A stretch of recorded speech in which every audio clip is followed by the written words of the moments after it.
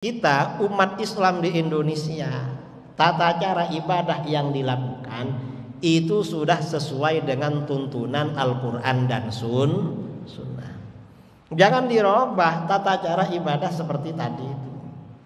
Ada zikir nyaring, doa bersama. Mengapa jangan dirubah? Kalau imam ini gak mimpin zikir, jamaah kita ini terutama yang awam gak tahu caranya zikir. Akhirnya mereka gak zikir. Kalau doanya juga tidak dipimpin, jamaah kita gak tahu caranya berdoa, gak hafal doa habis sholat. Akhirnya toleh. Kalau gak dipimpin doa, jamaah kita meninggalkan sunnah.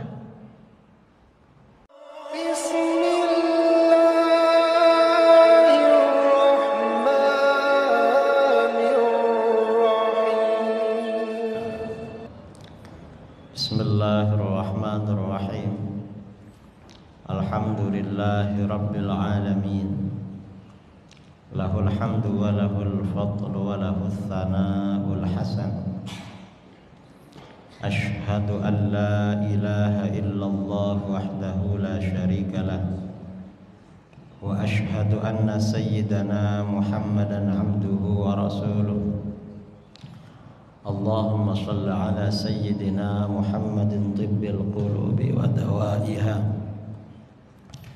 wa afiyatil abadani wa shifaiha wa nuril absari wa diyaiha wa qutil arwahi wa ghidaiha wa ala alihi wa sahbihi wa barik wa sallim. Amma ba'du. Para asatidz, para buya, para tuan guru yang saya muliakan dan saya hormati, Bapak Kapolda Provinsi Riau, jajaran pengurus DKM Masjid Al-Falah Pekanbaru, para jamaah subuh, kaum muslimin dan muslimat yang berbahagia, yang saya banggakan dan saya cintai. Tema yang kita bicarakan pagi kali ini adalah beribadah atau beramal sesuai dengan Al-Quran dan Sunnah. Memang seperti kita ketahui, Allah Subhanahu wa ta'ala berfirman di dalam Al-Quran, "Wa ma khalaqatul jinna wal insa illa liya'budun." Aku tidak menciptakan jin dan manusia kecuali agar supaya mereka beribadah kepadaku. Manusia ini diciptakan oleh Allah tujuannya agar beribadah kepada Allah, bukan agar menumpuk kekayaan sebanyak-banyaknya, bukan untuk berfoya-foya atau apa-apa. Mengapa? Karena di dunia ini pasti hanya sementara. Setelah itu kita semuanya kembali ke alam baka. Bekal untuk masa depan adalah beribadah atau beramal kepada Allah. Dan ibadah serta beramal kepada Allah itu ada aturan-aturannya. Salah satunya yang sekarang ini lagi ngetren menjadi pembicaraan, beramal atau beribadah sesuai dengan Al-Quran dan Sunnah. Sebenarnya bagaimana? Memang akhir-akhir ini saudara, sejak sekitar tahun 80-an, saya masih kecil dulu, ini sering ada yang namanya propaganda kembali kepada Al-Quran dan Sunnah. Ada propaganda seperti itu, sehingga apapun yang kita lakukan dituntut untuk kembali kepada Al-Quran dan Sunnah. Kalau masa-masa sebelumnya itu tidak ada. Nah, ini sebenarnya propaganda beribadah sesuai Al-Quran dan Sunnah atau kembali kepada Al-Quran dan Sunnah, ini datangnya dari siapa? Yang jelas ini datangnya bukan dari para ulama kita yang berjuang menyebarkan Islam ke negeri kita di Nusantara. Mengapa? Para ulama kita, kalau di Riau ini mungkin para ulamanya Sultan Syarif Qasim, Di Indonesia ini ada 2 provinsi. Pintu masuknya itu simbol Ahlus Sunnah wal Jamaah. Di mana pertama Provinsi Riau. Begitu masuk di bandara tertulis nama Bandara Internasional Sultan Syarif Qasim. Yang namanya Syarif itu berarti keturunan Rasulullah SAW, yang dulu memang orang tuanya, leluhurnya punya peranan dalam penyebaran Islam di Nusantara. Dan mereka simbol Ahlus Sunnah wal Jamaah. Di dalam fikih mazhabnya Imam Syafi'i, akidahnya Asy'ari, orang-orangnya Sufi. Yang kedua yang mirip-mirip di Riau ini Provinsi Sulawesi Tengah di Palu. Kalau sampai di Bandara Palu maka tertulis Bandara Sis Al-Jufri. Apa Sis Al-Jufri? Sis Al-Jufri itu Sayyid Idrus Al-Jufri. Jadi ada 2 provinsi di Indonesia ini yang pintu masuknya itu menggunakan lambang Islam Ahlus Sunnah wal Jamaah. Nah, di Indonesia ini sejak Islam itu disebarkan, memang Islamnya Ahlus Sunnah wal Jamaah. Secara fikih mazhabnya Imam Syafi'i, akidahnya Imam Asy'ari, tasawufnya Imam Junaid Al-Baghdadi. Sedangkan tarekatnya kalau penduduk Riau ini tarekatnya Naqsyabandiyah Khalidiyah. Riau, Sumatera Barat, Sumatera Utara sampai Aceh. Ini tarekat ini.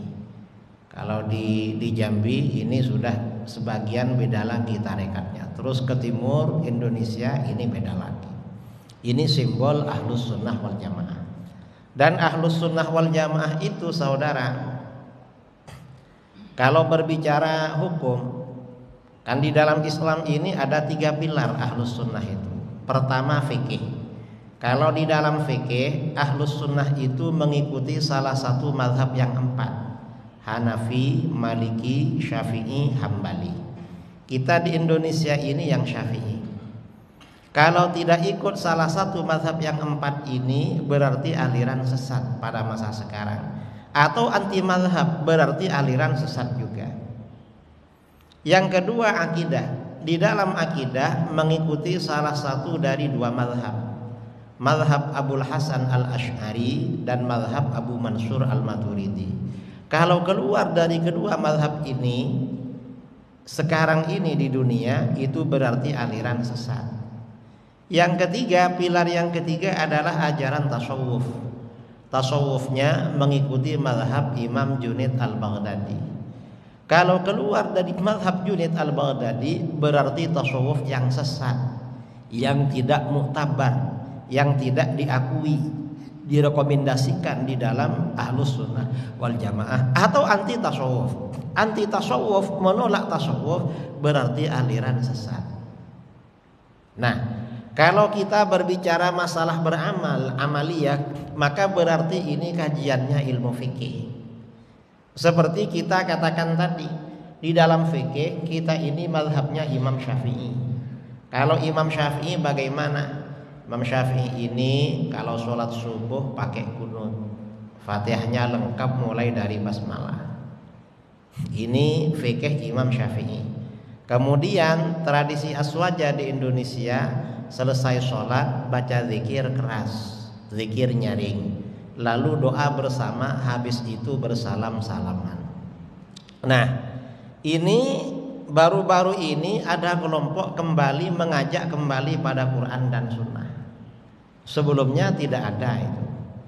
Ini sebenarnya bagaimana? Kelompok yang ngajak kembali pada Quran dan Sunnah ini biasanya kelompok anti mazhab, kelompok tidak bermazhab. Kalau di Indonesia, terutama di Pekanbaru, di Riau, ini disebut dengan kelompok Salafi Wahabi.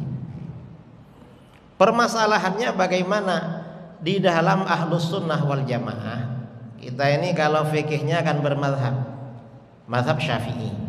Nah, di dalam Ahlus Sunnah wal Jamaah berkaitan dengan ilmu fikih, dalil itu yang disepakati sejak masa salaf ada 4. Bukan dua, bukan Al-Quran, hadis saja, tapi ada 4. Apa saja? Al-Quran, hadis, ijma, qiyas. Jadi ada 4. Kalau dalil yang tidak disepakati ada sekitar 20 dalil. Ini dalil yang berlaku sejak masa salaf.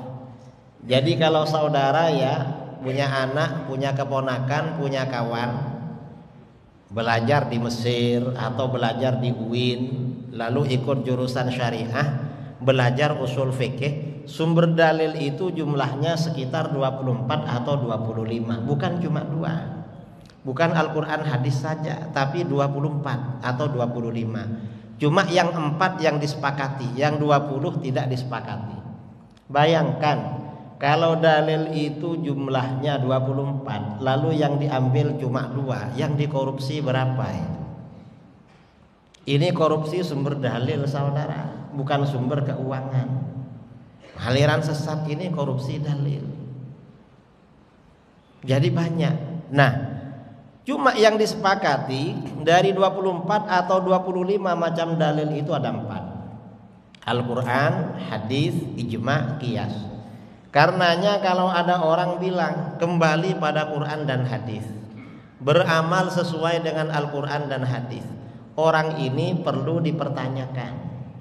Pertama, kenapa hanya 2? Ijma'nya mana? Pertanyaan pertama, ijma'nya mana? Dan ini perlu dipertanyakan. Mengapa perlu dipertanyakan? Karena pada masa salaf yang menolak ijma' itu aliran sesat.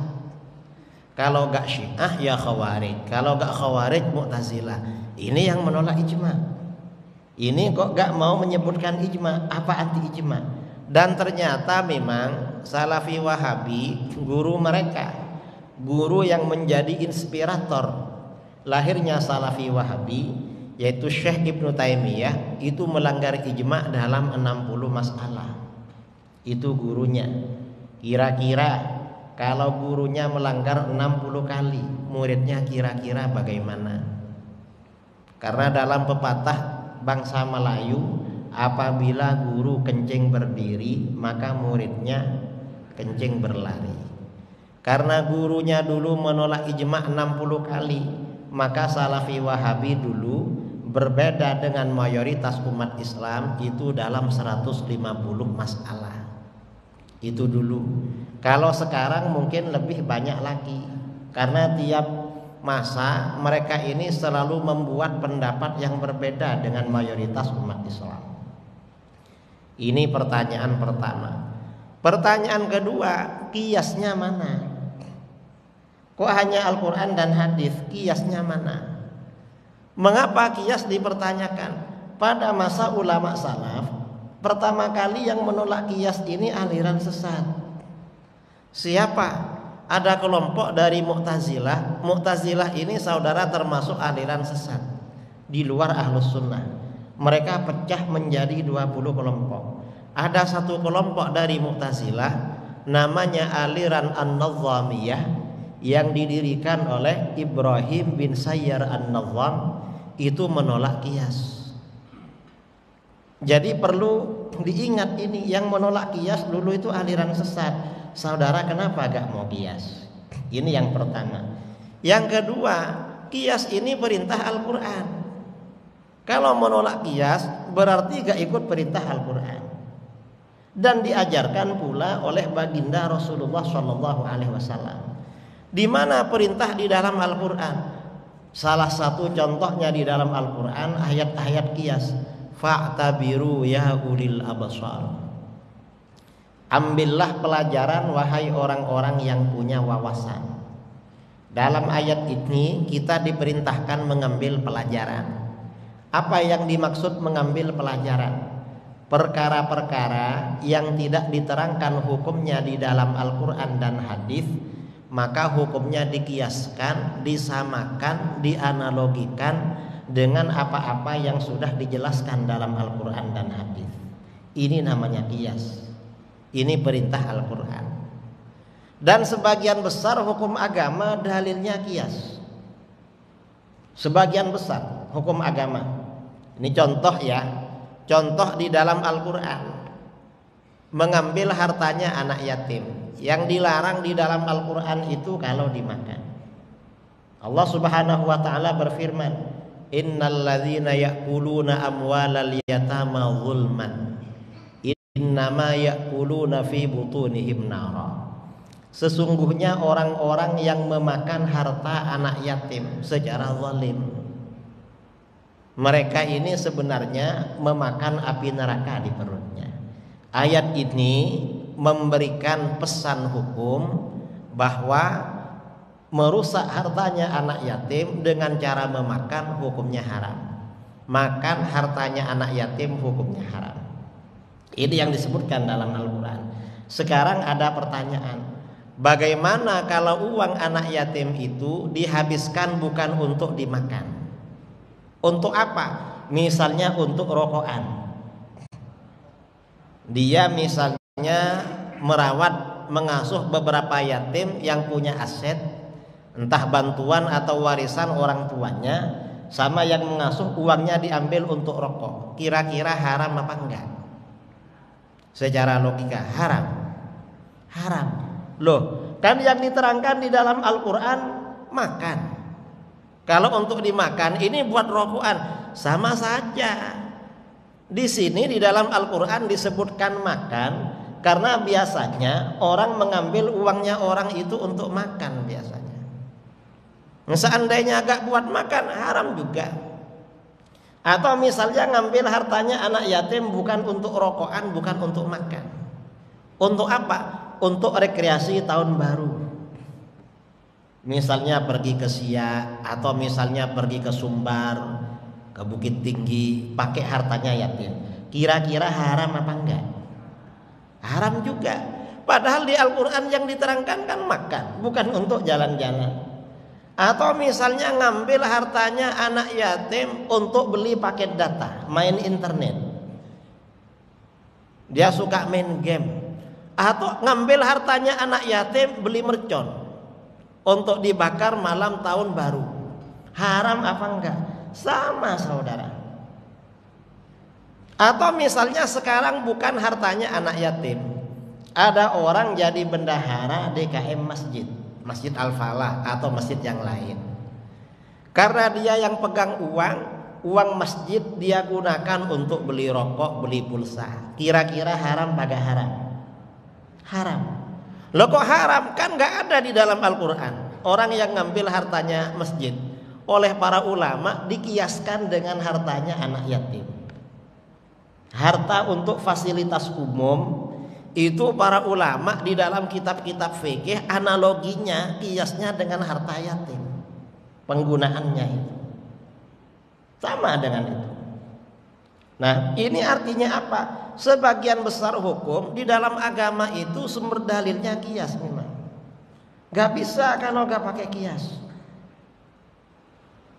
Ini yang perlu kita tahu. Nah, begitu dalil-dalil kias kita sampaikan, apa kata orang Salafi Wahabi yang anti kias? Oh, kalau begitu gak apa-apa pakai kias, asal jangan masalah ibadah. Kenapa kalau ibadah? Kalau ibadah gak boleh pakai kias. Kenapa gak boleh? Bid'ah kalau pakai kias. Kata siapa? Ya kata mereka. Nanti disampaikan hadis. Jawaban kita, kalau mereka menolak kias dalam masalah ibadah itu fatal kesalahannya. Mengapa fatal? Karena contoh-contoh kias yang diajarkan oleh baginda Rasulullah SAW di dalam hadis-hadis juga diterapkan oleh para sahabat. Contoh-contoh kias yang banyak kasus-kasusnya masalah ibadah.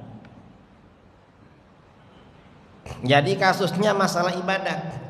Ini contohnya bagaimana? Hadis riwayat Imam An-Nasa'i dari Ibnu Abbas radhiyallahu anhuma. Ada seorang laki-laki datang bertanya kepada Nabi sallallahu alaihi wasallam. Kata laki-laki ini, "Ya Rasulullah, inna abi mata wa lam yahujja. Afa ahujju anhu?" Hai Rasulullah, ayah saya ini meninggal dunia dan belum sempat berhaji. Ayah ini meninggal belum sempat berhaji, padahal dia wajib haji. Apa saya haji untuk beliau? Karena orang Mekah ini wajib haji gak perlu kaya saudara. Di Mekah ini hajinya bisa jalan kaki, naik onta. Kalau di sini kan harus banyak uangnya mau ke sana. Di sana ini jalan kaki wajib hajinya, karena memang daerahnya sendiri. Ayah saya ini meninggal belum berhaji, apa saya hajikan? Artinya punya hutang haji. Haji ini ibadah apa bukan ibadah? Ibadah. Ternyata apa? Rasulullah jawabnya pakai kias, pakai analogi. Beliau bertanya, aro'aita law kana ala abika dainun akunta qadaitahu anhu. Menurut kamu, seandainya ayah kamu punya hutang, apa kamu lunasi? Punya hutang. Kata laki-laki itu, "Na'am ya Rasulullah, iya saya lunasi kalau punya hutang." Maka Rasulullah bersabda, "Fadainullah ahaqqu ayyuqda." Hutang pada Allah lebih berhak kamu lunasi. Nah, ini ternyata apa? Hutang ibadah kepada Allah, ibadah haji oleh Rasulullah diwajibkan, dianalogikan, disamakan hukumnya, dikiaskan hukumnya dengan hutang uang pada orang. Berarti kalau begitu kias dalam ibadah terjadi. Karena ini kias masalah ibadah. Ini bab, ini ibadah yang namanya haji. Lalu contoh lain, kasus puasa. Hadis riwayat Imam Ahmad, Abu Dawud, At-Tirmidzi, An-Nasa'i. Dari Umar bin Al-Khattab radhiyallahu an. Sayyidina Umar berkata, "Hasyashtu yauman faqabbaltu wa ana shaim." Suatu hari saya ini merasa happy, merasa senang, merasa girang. Karena merasa senang, saya mencium istri saya, padahal saya puasa. Orang laki-laki ini biasanya kalau happy, kalau senang, itu hormonnya bisa naik. Kalau hormonnya naik, maka syahwat akhirnya apa? Menyentuh, mencium istrinya. Beda kalau laki-laki lagi sumpek. Kalau sumpek itu laki-laki biasanya syahwatnya gak ada, hormonnya turun. Makanya laki-laki itu jangan sering-sering sumpek. Kalau sering-sering sumpek bisa impoten. Kalau sudah impoten, malam-malam mestinya menemani istrinya. Akhirnya kemana? Pergi ke sungai mancing ikan. Orang yang suka mancing biasanya yang sumpek-sumpek gitu. Makanya laki-laki jangan sumpek. Jadi kata Sayyidina Umar, saya ini senang sekali akhirnya mencium istri padahal saya puasa. Fa'ataitu Rasulullah sallallahu alaihi wasallam faqultu. Lalu aku mendatangi Rasulullah sallallahu alaihi wasallam, aku bertanya, "Ya Rasulullah, laqad sana'tul yauma amran 'azima." Hai Rasulullah, pada hari ini aku benar-benar melakukan kesalahan besar. Saya melakukan kesalahan besar Rasulullah. Apa itu? Qabbaltu wa ana shaim. Saya mencium istri saya padahal saya lagi berpuasa. Apa jawaban Rasulullah? Rasulullah jawabannya pakai pertanyaan, pakai kias. Rasulullah bersabda, "Aro'aita lau tamat matta bima'in wa anta shaim." Menurut kamu, seandainya kamu berkumur dengan air sedangkan kamu lagi puasa, gimana puasamu? Ternyata kata Umar, "La ba'sa ya Rasulullah." Ya gak apa-apa, kan cuma kumur gabatan. Lalu apa kata Rasulullah? Rasulullah bersabda, "Falima idzan." Kalau begitu kenapa dengan mencium? Artinya apa? Mencium istri ketika berpuasa hukumnya dikiaskan, disamakan, dianalogikan dengan berkumur dengan air. Artinya apa? Berkumur dengan air puasa tidak batal, berciuman dengan istri puasa tidak batal. Ini namanya kias dalam ibadah. Jadi ibadah itu ada kias. Cuma ya kalau berkumurnya istri ini lagi sama-sama bangun tidur, kalau suami mencium istri ini, istrinya bangun tidur, belum pakai parfum, belum pakai bedak. Ini berarti kumurnya pakai air biasa. Tapi kalau mencium istrinya lagi harum, sudah mandi pakai bedak, pakai pewangi. Ini berarti umurnya pakai pasta gigi. Berarti apa? Puasanya ada makruh-makruhnya. Ini kias saudara. Kalau lebih dari berkumur, kalau lebih dari mencium, itu berarti bukan berkumur. Apa? Itu namanya minum. Kalau minum berarti puasanya batal. Nah, ini artinya apa? Kias dalam ibadah. Jangan dikira di dalam ibadah itu tidak terjadi kias. Kias itu terjadi. Ini kasusnya bab puasa. Bab sholat ada juga kias dalam ibadah sholat. Hadis riwayat Imam Ahmad. Hadisnya sahih dari Ibnu Abbas radhiyallahu anhuma. Ibnu Abbas berkata, "Ataitun Nabiyya sallallahu alaihi wasallam fi akhiril lail." Aku mendatangi Nabi sallallahu alaihi wasallam pada akhir malam. Ibnu Abbas ini biasa keluar masuk rumah Rasulullah SAW walaupun malam-malam. Mengapa? Salah satu istrinya Rasulullah ini ada yang bibinya makciknya Ibnu Abbas, yaitu Siti Maimunah. Siti Maimunah ini adik-beradik dengan ibunya Ibnu Abbas. Jadi jam berapapun biasa keluar masuk situ. Ternyata Rasulullah mau sholat malam, sholat tahajud. Akhirnya apa? Kata Ibnu Abbas, "Fakumtu khalfahu." Aku berdiri di belakang beliau, mau bermakmum. Ternyata bagaimana? Fa akhadha biyadi fajarrani faja'alani bihidai.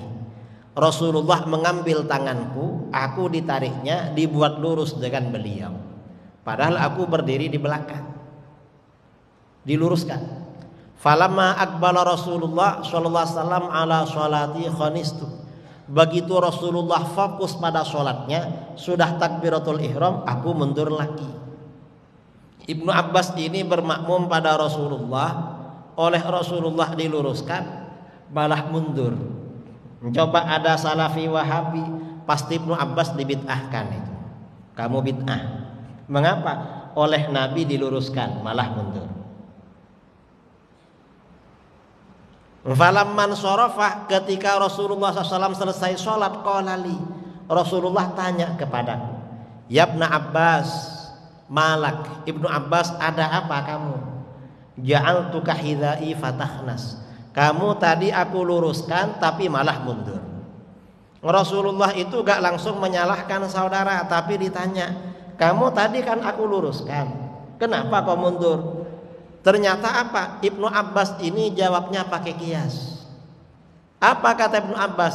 "Ya Rasulullah, awa yambaghi li ahadin ay yusalliya bihidhaik wa anta Rasulullah alladzi a'taka Allah." Hai Rasulullah, apakah pantas bagi seseorang mengerjakan sholat lurus dengan sampean? Sampean ini kan Rasulullah yang dikaruniakan derajat yang agung oleh Allah. Artinya apa? Ibnu Abbas ini pakai kias. Rasulullah ini derajatnya di depan saya, gak lurus. Rasulullah di depan kita derajatnya, maka sholat pun jangan lurus dengan saya di belakangnya. Ini kan kias dalam ibadah namanya. Posisi makmum dalam sholat berjamaah disamakan dengan posisi imam yang derajatnya di depannya si makmum itu. Ternyata bagaimana? Fa'ajabahu. Jawaban saya membuat Rasulullah kagum. Rasulullah gak membid'ahkan, tapi malah senang. Mengapa senang?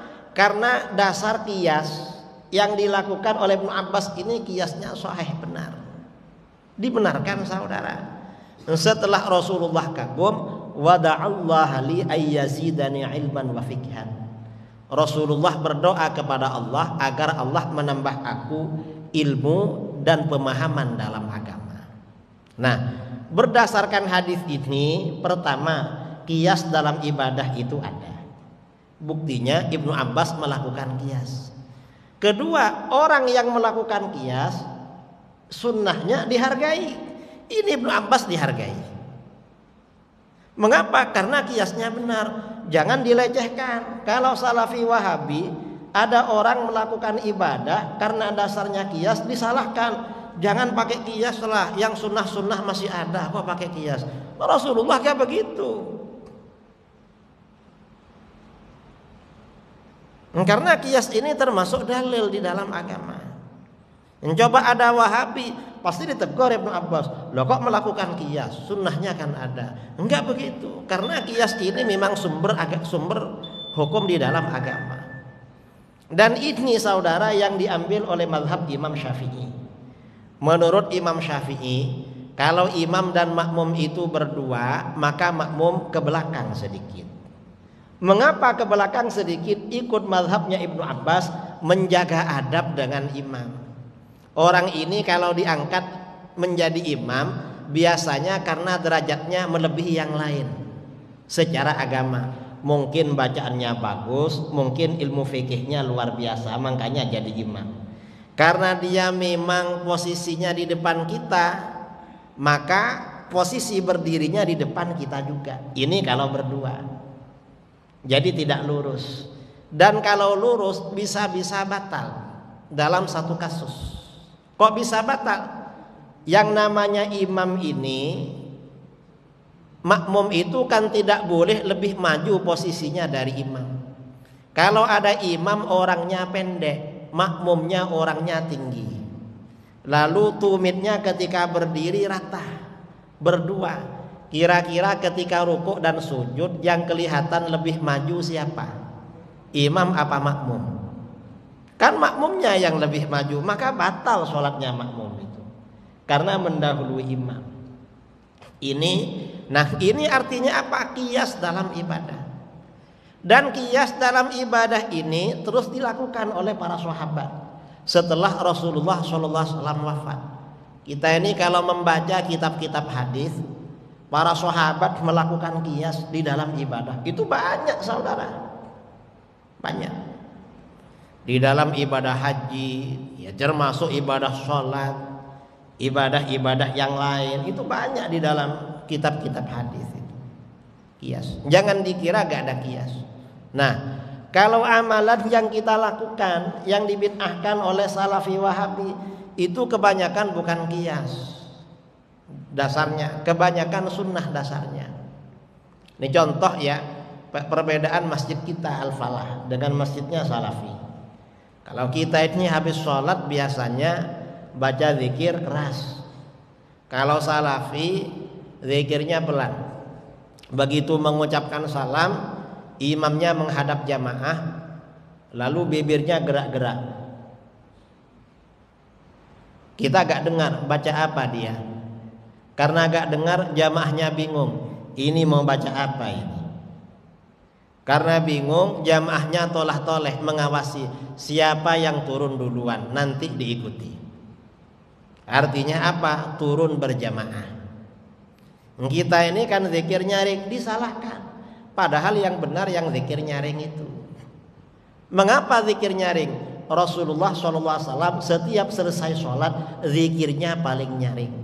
Dalam kitab hadis, riwayat-riwayat hadis itu bisautihil a'la. Rasulullah itu kalau habis sholat baca zikir dengan suara yang paling tinggi, suara paling nyaring. Yang kedua, para sahabat itu tahu zikir-zikir yang dibaca Rasulullah sehabis sholat. Kira-kira secara logika, kalau para sahabat itu tahu bacaan zikir Rasulullah zikirnya pakai pelan apa nyaring kira-kira? Kan nyaring berarti. Mengapa para sahabat tahu? Ini di kitab-kitab hadis. Begitu disampaikan, apa kata Salafi Wahabi? Oh, kalau begitu gak apa-apa imamnya nyaring, terus jamaahnya gak boleh. Mengapa gak boleh? Bid'ah kalau jamaahnya nyaring. Kok tahu bid'ah? Gak ada dalil katanya. Gak betul. Yang betul itu jamaahnya Rasulullah dulu kalau baca zikir suaranya nyaring. Di mana? Kitab hadis riwayat Bukhari, Muslim, Abu Dawud, Tirmidzi, Nasa'i, Ibnu Majah, Ahmad, semuanya begitu. Para sahabat itu zikirnya nyaring selesai sholat. Artinya apa? Imamnya pakai zikir nyaring, jamaahnya juga zikirnya nyaring. Begitu disampaikan, mereka ngomong lagi. Apa kata mereka? Oh, gak apa-apa nyaring. Terus yang penting bacaan makmum gak boleh seragam dengan imam. Kenapa kalau seragam? Bid'ah. Loh, bid'ah gimana kok bid'ah terus? Mereka ini alasan bid'ah terus, saudara.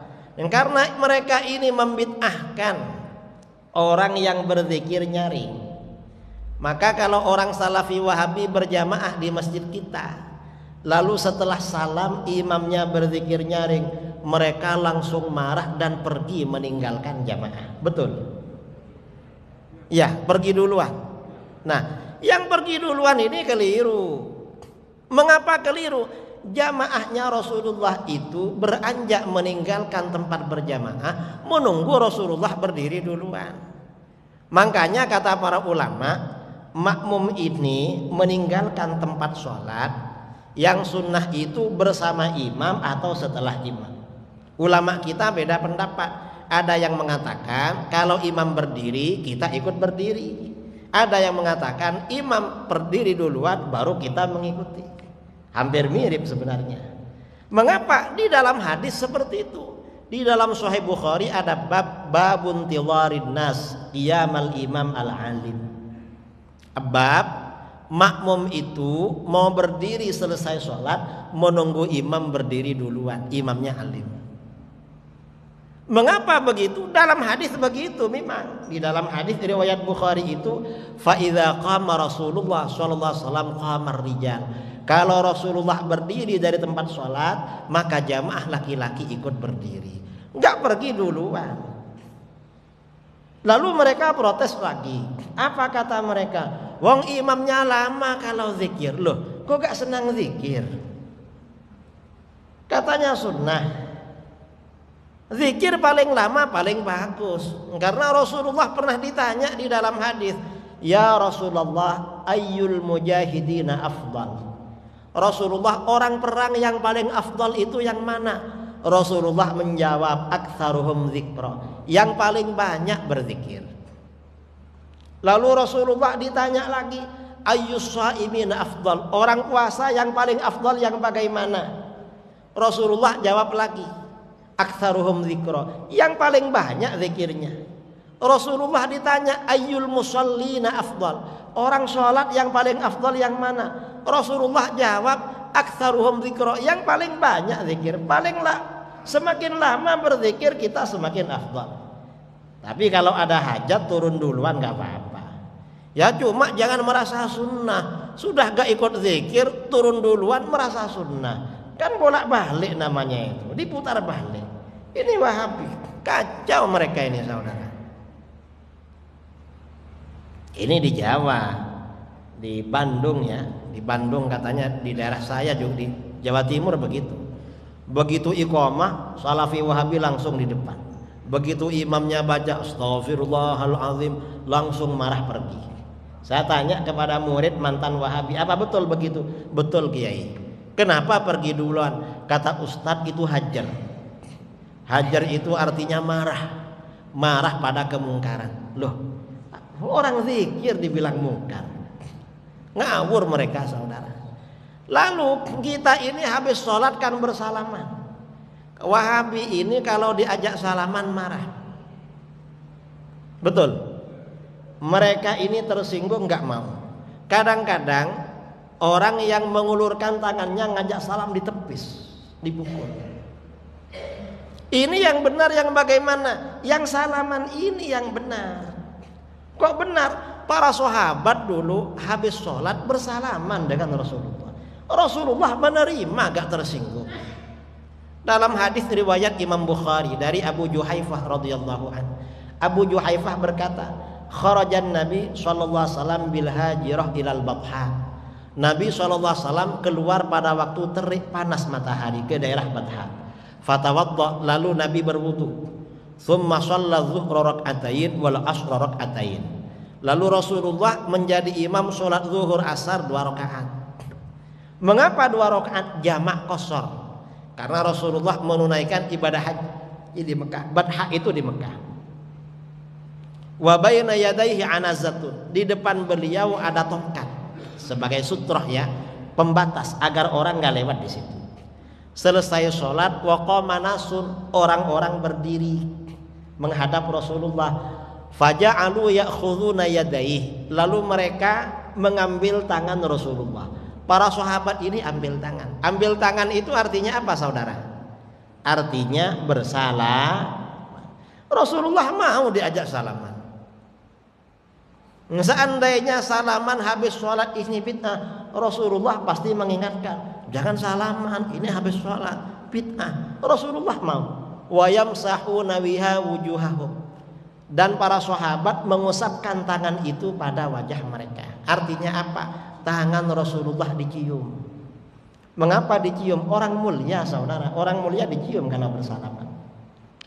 Lalu kata rawi hadis ini, sahabat Abu Juhaifah, fa akhadtu biyadihi. Aku ambil tangan beliau. Wa wada'tuha ala wajhi. Aku letakkan pada wajahku. Fa idza hiya abradu minas salji. Ternyata tangan beliau lebih sejuk daripada salju. Padahal waktu itu lagi panas. Wa atyabu raihatan minal miski, dan lebih harum aromanya daripada parfum kasturi. Artinya apa? Salaman habis sholat tuh gak apa-apa. Jangan mahal begitu. Ini orang-orang Wahabi diajak salaman mahal, saudara. Tapi kadang-kadang mereka ini kalau orang agak terkenal ngajak salaman, orang dianggap agak artis. Saya ini pernah sholat di Pekanbaru, tidak tahunya imamnya Wahabi. Saya nggak tahu, tapi dari busananya, dari kostumnya, saya sudah feeling ini kayak Wahabi kostumnya ini, karena pakai celana di atas mata kaki. Dan betul, Fatihahnya gak lengkap, gak baca basmalah. Habis sholat gak baca zikir, Wahabi ini. Akhirnya habis itu saya turun. Begitu saya mau turun, ngejar-ngejar saya. Assalamualaikum Pak Ustadz, Pak Ustadz, imamnya. Lalu ngajak salaman dengan saya. Ternyata salaman juga mereka. Cuma pilih-pilih yang diajak salaman. Nah, ini artinya apa, saudara?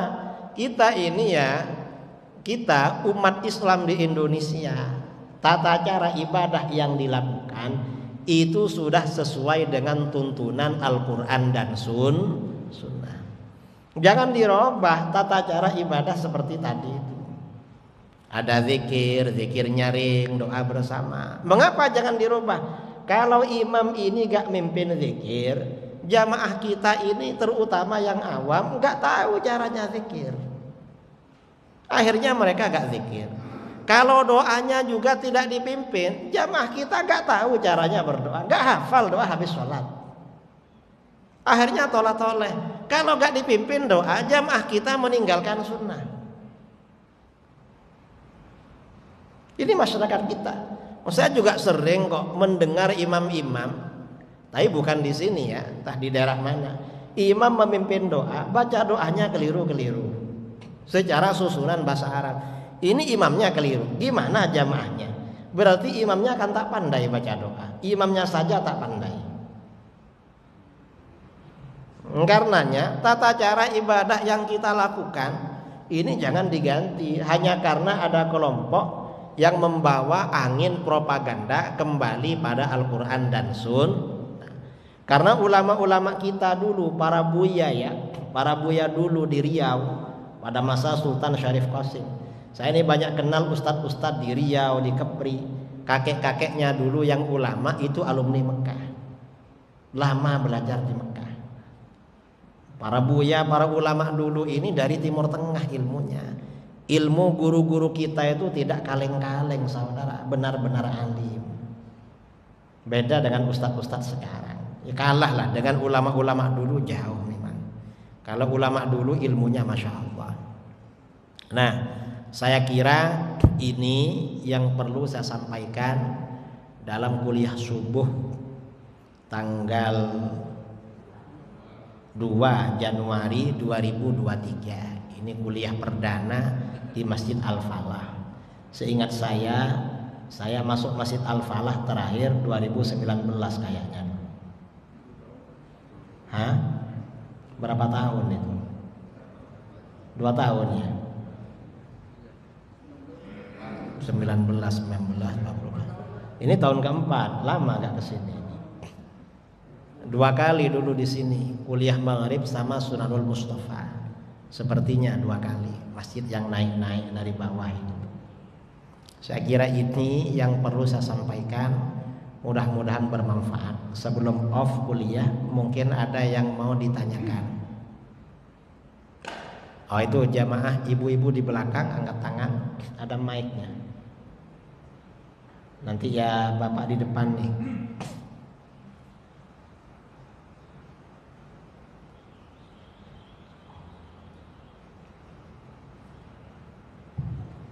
Bismillahirrahmanirrahim. Assalamualaikum warahmatullahi wabarakatuh. Mohon nasihatnya Ustaz. Kemarin waktu tamat di hari raya Masjid Rata Sahih, saya mendengar Ustaz. Oh, hadir juga ya? Ya, hadir. Alhamdulillah Ustaz. Di Riau ini Ustaz katakan Ustaz Wahabi Asrafi yang terbesar di Indonesia. Jadi kami khawatir juga nih Ustaz, anak cucu kami yang akan kami. Kalau orang tua sudah meninggal, bagaimana anak cucu kita yang akan kami? Bagaimana caranya Ustaz nasihatnya meredam Wahabi Asrafi ini jangan berkembang biak betul di Riau ini Ustaz. Bagaimana saran Ustaz? Terima kasih. Assalamualaikum warahmatullahi wabarakatuh. Salam. Jadi begini ya, anak-anak kita pendidikannya dijaga. Jangan sampai dimasukkan di lembaga-lembaga mereka. Walaupun itu lembaga tahsinul Quran. Mereka memang ngajar Al-Quran, tapi nanti ada selipan-selipannya itu yang bahaya. Di daerah saya di Jawa Timur, ini kebetulan Pak Kapolda ini asli Jawa Timur juga, orang Surabaya, orang Surabaya. Nah, di daerah saya ada dosen ilmu hadis, asalnya dulu dari Sumbar. Si Junjung itu Sumbar ya, Sumatera Barat. Dia ngajar ilmu hadis di kampus, sekarang jadi UIN. Ternyata anak-anak studi hadis ini malah dicekoki ajaran Wahabi. Itu sekitar tahun 2008. Akhirnya apa? Satu kelas ini dipanggil oleh kiai-kiai. Saya kebetulan diberi tugas mencuci otak waktu itu. Ada 25 mahasiswa, 2 kali dipanggil, apa yang diajarkan oleh dosen itu. Gini Ustadz, gini. Akhirnya kami terangkan. Dan alhamdulillah mereka kembali lagi keluar dari Wahabi. Itu doktor Wahabi alumni Madinah. Dan sekarang pindah ke Pekanbaru juga itu doktornya itu. Doktor Wahabi ini banyak pindah ke Pekanbaru karena di daerah lain gak betah. Padahal di sini kan banyak ustadz-ustadz yang anti Wahabi. Jadi kalau punya anak ya jangan dimasukkan ke lembaga pendidikan mereka. Jauhkan aja dari mereka. Cari lembaga pendidikan yang bagus. Di Riau di Pekanbaru ini tahsinul Quran, rumah Quran yang aswaja itu banyak. Bukan tidak ada, kita aja berhati-hati. Cuma kadang mereka ini servisnya lebih bagus, kadang gratis, kadang apa. Jangan diikuti. Penanya yang kedua ini Bapak di depan nih.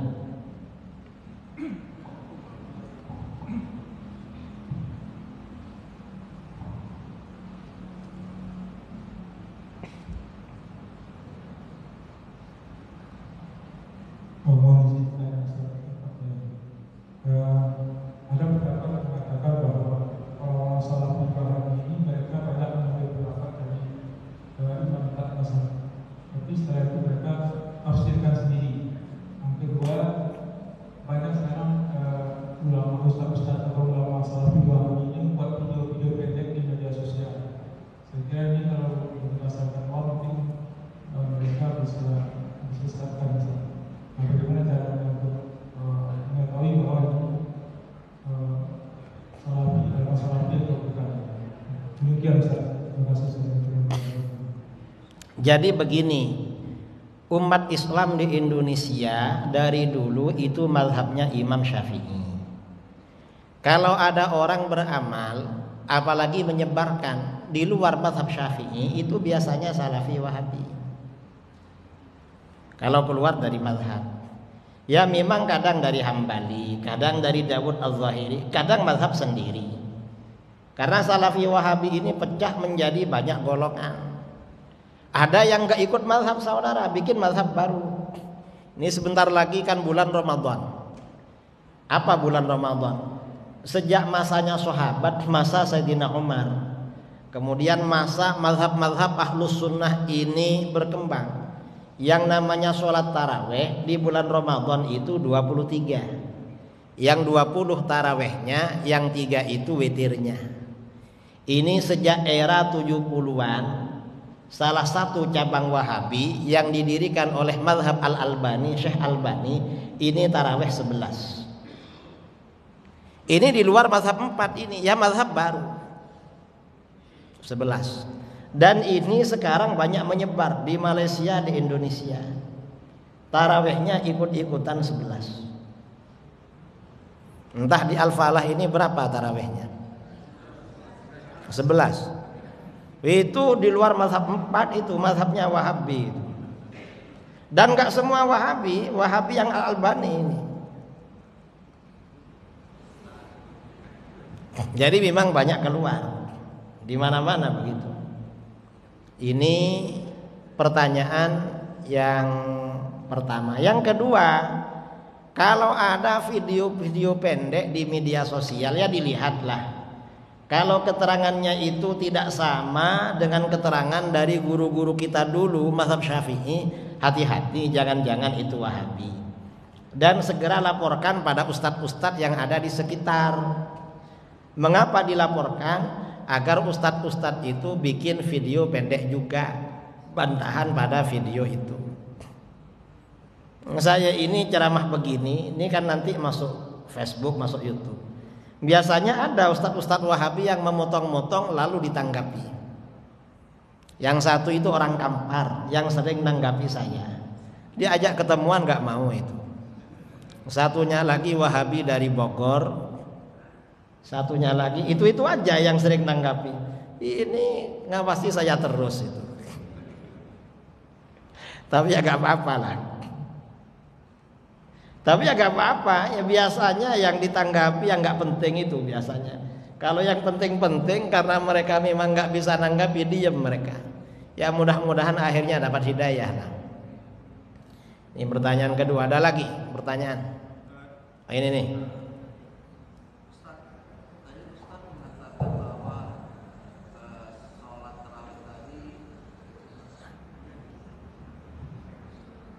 Mazhab sepakat 20. Sekarang ini fenomenanya memang kita ini mayoritas sudah hampir Pak ya 8. Kita gimana menyikapinya? Kalau kita terapkan dengan 20 gimana? Saya juga salah satu imam yang mereka minta 8. Diterapkan nanti dengan 20 yang ibu-ibu itu atau bapak-bapak atau apa yang harus kita sikapi? Ya karena sudah terbiasa 8, terbiasa dimanja, akhirnya manja. Harus diterangkan ya apa, kita ini ikut Wahabi apa Ahlus Sunnah. Kalau Ahlus Sunnah ya 20, sampaikan aja. Tapi tarawih 8 gak apa-apa lah, ikut Wahabi, wong barang sunnah juga. Tapi yang 8 jangan merasa lebih afdal daripada yang 20. Kadang-kadang yang payah sudah 8 merasa lebih hebat dari yang 20. Sama dengan orang mobilnya Agia merasa lebih hebat dari yang punya Innova. Sudah lebih jelek merasa lebih hebat, kan payah itu namanya. Ya kalau memang jamaah gak mau ya gak apa-apa. Atau 20 tapi agak lebih cepat. Lebih cepat, kira-kira durasinya sama. Yang 11 dengan yang 20 kira-kira lamanya sama. Ya terserahlah disiasati gimana caranya itu. Karena ini memang sudah parah memang. Ada lagi? Assalamualaikum warahmatullahi wabarakatuh. Assalamualaikum warahmatullahi wabarakatuh. Ustaz, sebagian kita menyaksikan sejak ada yang meninggal keluarganya itu selalu ada yasinan 3 malaman dan tahlil dan tahmid. ada juga yang melakukan 1 mingguan, 2 minggu, kemudian ada juga yang 1 bulan, bahkan ada yang 100 hari dan 1000 hari. Nah ini bagaimana hukumnya? Assalamualaikum warahmatullahi wabarakatuh. Pertama ya, orang membaca Yasin dan tahlil ketika ada keluarga atau tetangga meninggal itu kan mendoakan sifatnya. Mendoakan orang mati ini sunnah memang, anjuran Al-Quran. Di dalam Al-Quran Allah berfirman, walladzina ja'u min ba'dihim yaquluna rabbana ighfir lana wa li ikhwanina alladzina sabaquna bil iman. Orang-orang yang datang sesudah mereka senantiasa berkata, wahai Tuhan kami, ampunilah kami dan saudara-saudara kami yang mendahului kami membawa iman. Nah, ayat ini memuji orang-orang yang mendoakan pendahulunya yang meninggal. Berarti mendoakan orang mati perbuatan terpuji. Berarti mendoakan orang mati hukumnya sunnah. Kok baca Yasin? Doa yang paling afdal itu Al-Quran, saudara. Jadi doa itu bertingkat-tingkat. Baca Al-Quran itu paling afdalnya doa. Yang kedua, baca zikir-zikir selain Al-Quran. Yang ketiga, berdoa secara langsung. Kalau berdoa secara langsung ini memang levelnya paling rendah. Dan kita saja ya, manusia ini, artinya kalau berdoa itu baca zikir, apalagi baca Quran, itu doanya secara halus. Orang itu kalau diminta secara halus itu senang. Kalau secara kasar kadang dongkol. Misalnya saudara jumpa teman, tiba-tiba langsung saya minta uangnya, saya gak punya uang. Kadang jengkel kan, karena langsung minta. Tapi kalau mintanya secara halus malah senang, asalnya gak mau memberi langsung memberi. Begitu jumpa dia bilang apa? Kamu ini sekarang tambah ganteng, awet muda. Dipuji dulu. Loh kok begitu? Pasti banyak uangnya. Nah, ini kan minta uang sebenarnya ini. Ya dah, ayo ikut ke warung. Akhirnya dibawa ke warung. Ini berdoa namanya. Nah, mengapa kita ada yasinan, ada ini? Dari dulu begitu memang. Para sahabat itu di dalam kitab-kitab hadis diriwayatkan dari Imam Asy-Sya'bi, kanatil ansar idza mata lahumul mayyit ikhtalafu ila qabrihi yaqra'una indahul Quran. Para sahabat Ansor itu kalau ada keluarganya meninggal, mereka bolak-balik ke kuburan baca Quran. Mereka bacanya di kuburan malah. Kita ini ya, tapi kalau di Mekah Madinah baca Quran di kuburan aman karena jarang hujan. Kalau di sini hujannya siang malam itu. Nanti sampai di kuburan hujan lebat gak jadi baca. Makanya bacanya di rumah. Kemudian baca zikir tahlil itu anjuran juga. Mengapa? Yang pertama kali meneladankan, mengajarkan baca zikir untuk orang mati memang baginda Rasulullah SAW. Lalu mengapa ada kenduri ya? Kenduri itu artinya sedekah makan. Di sini ada makan. Ya memang dianjurkan begitu sejak masa sahabat dulu. Dianjurkan sedekah makan untuk orang mati. Tapi ya yang untuk sedekah makan ini jangan memaksakan, sesuaikan dengan kondisi. Kalau gak mampu jangan sampai hutang. Jadi seadanya. Dan tetangga itu yang pengertian. Kalau tetangga kita yang duka cita, ini orangnya ekonomi lemah atau duafa, kasih support, kasih beras, kasih apa itu. Biar orang yang tahlil, yang baca Yasin itu hidangannya lumayan. Karena itu juga ajaran dianjurkan. Itu bukan ajaran bid'ah itu. Memang sangat dianjurkan. Ada lagi? Sudah ya? Karena ini sudah gak ada, kita off ya, kita tutup. Mudah-mudahan bermanfaat. Mudah-mudahan kita ke depan selalu diberikan kekuatan oleh Allah untuk beramal sesuai dengan Al-Quran, sunnah, ijma' dan qiyas di dalam koridor ahlus sunnah wal jamaah. Mari kita baca doa bersama sebelum tutup. Bismillahirrahmanirrahim. Alhamdulillahirabbil alamin hamdan yuwafi ni'amahu kama mazidah. Allahumma shalli ala sayyidina Muhammadin salatan tunjina biha min jami'il ahwali wal afat wa taqdi lana biha jami'al hajat wa tutahhiruna biha min jami'is sayyi'at wa tarfa'una biha indaka a'la ad-darajat wa tuballighuna biha aqsal ghayat min jami'il khairati fil hayati wa ba'dal mamat wa ala alihi wa sahbihi wa sallim. Allahumma atina fid dunya hasanatan wa fil akhirati hasanatan wa qina adzabannar. Rabbana hab lana min azwajina wa dhurriyyatina qurrata a'yunin waj'alna lil muttaqina imama. Allahumma inna nas'aluka al-'afiyata fid dunya wal akhirah wa nas'aluka al-'afwa wal 'afiyata wal mu'afata ad-da'imata fid din wad dunya wal akhirah. Allahumma ahsin 'aqibatana fil umuri kulliha wa ajirna min khizyid dunya wa 'adzabil akhirah. Allahumma alif baina qulubina wa aslih dhata bainina wahdina subulas salam wa najjina minadh dhulumati ilan nur wa jannibna al fawahisha ma dhahara minha wa ma batan. Allahumma ihfazna fi asma'ina wa basarina wa azwajina dhurriyyatina waj'alna syakirina li ni'matik musnina biha 'alayka qabilina laha fatsimha 'alaina. Allahumma qasim lana min khashyatika ma yahulu bainana wa baina ma'siyatik wa min ta'atika ma tuballighuna bihi jannatak wa min al-yaqini ma tuhawwinu bihi 'alaina masa'ibad dunya. Allahumma matti'na bi asma'ina wa basarina wa quwwatina ma ahyaytana waj'alhu al-waritha minna waj'al tha'rana 'ala man zalamana wansurna 'ala man 'adana wa la taj'al musibatana fi dinina wa la taj'al ad-dunya akbara hammina wa la mablagha 'ilmina wa la tusallit 'alaina man la yarhamuna. Allahumma zidna wa la tanqusna wa akrimna wa la tuhinna wa a'tina wa la tahrimna wa athirna wa la tu'thir 'alaina wa ardina warḍa 'anna. Allahumma kfina bihalalika an haramika wa aghnina bifadlika amman siwak. Allahumma ighfir lana dhunubana wa liwalidina wa masyayikhina wa muallimina wa ashabina wa ahbabina wa dhawil huquq 'alaina wa lil muslimina wal muslimat wal mu'minina wal mu'minat al ahya minhum wal amwat.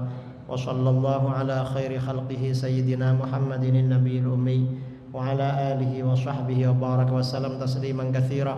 Subhana rabbika rabbil izzati amma yasifun wa salamun alal mursalin walhamdulillahi rabbil alamin. Taqabbalallahu minkum. Assalamualaikum warahmatullahi wabarakatuh.